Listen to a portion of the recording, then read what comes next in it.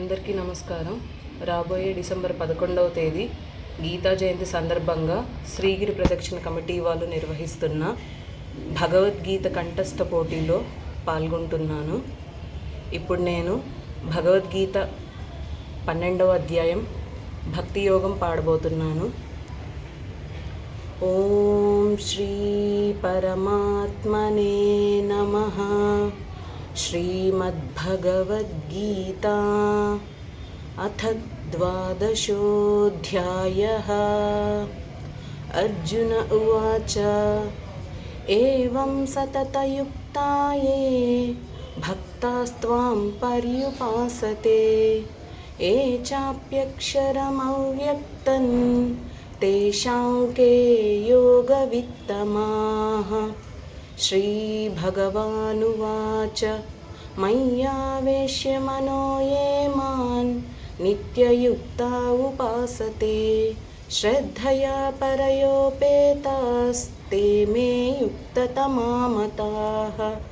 एत्वक्षरमनिर्देश्यम् अव्यक्तं पर्युपासते सर्वत्र गमचिन्त्यं च कूटस्थमचलं ध्रुवम् सन्नियम्येन्द्रियग्रामं सर्वत्र समबुद्धयः ते प्राप्नुवन्ति मामेव सर्वभूतहिते रताः.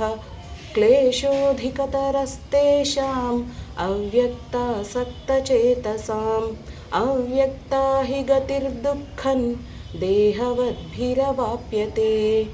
ये तु सर्वाणि कर्माणि मयि सन्न्यस्य मत्पराः अनन्येनैव योगेन मां ध्यायन्त उपासते तेषामहं समुद्धर्ता मृत्युसंसारसागरात् भवामि न चिरात् पार्थ मय्यावेशितचेतसां.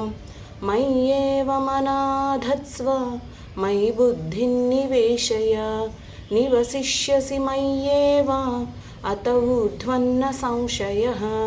अथ चित्तं समाधातुं न शक्नोषि मयि स्थिरम् अभ्यासयोगेन ततो मामिच्छाप्तुं धनञ्जय.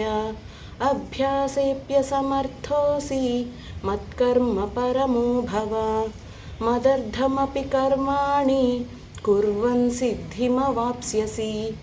अथैतदप्यशक्तोऽसि कर्तुं मद्योगमाश्रितः सर्वकर्मफलत्यागं ततः कुरु यतात्मवान्.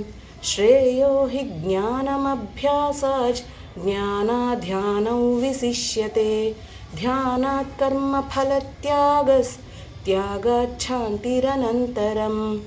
अद्वेष्टा सर्वभूतानां मैत्रः करुण एव च निर्ममो निरहङ्कारः समदुःखः सुखक्षमी.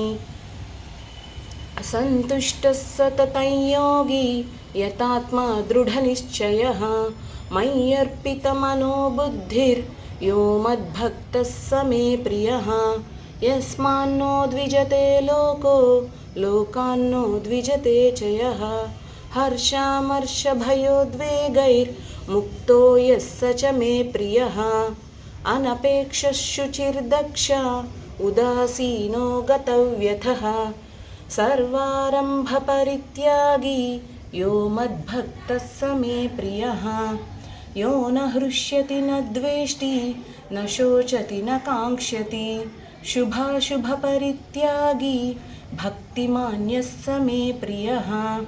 समशत्रौ च मित्रे च तथा मानापमानयोः शीतोष्णसुखदुःखेषु समस्सङ्गविवर्जितः. तुल्यनिन्दास्तुतिर्मौनी सन्तुष्टो येन केनचित् अनिकेतस्थिरमतिर्भक्तिमान् मे प्रियो नरः. ये तु धर्म्यामृतमिधै यदोक्तं पर्युपासते श्रद्धाना मत्परमा भक्तास्तेतीव मे प्रियाः. ॐ तत्सदिति श्रीमद्भगवद्गीतासु उपनिषत्सु ब्रह्मविद्यायां योगशास्त्रे श्रीकृष्णार्जुनसंवादे भक्तियोगो नाम द्वादशोऽध्यायः। ॐ श्रीकृष्णार्पणमस्तु।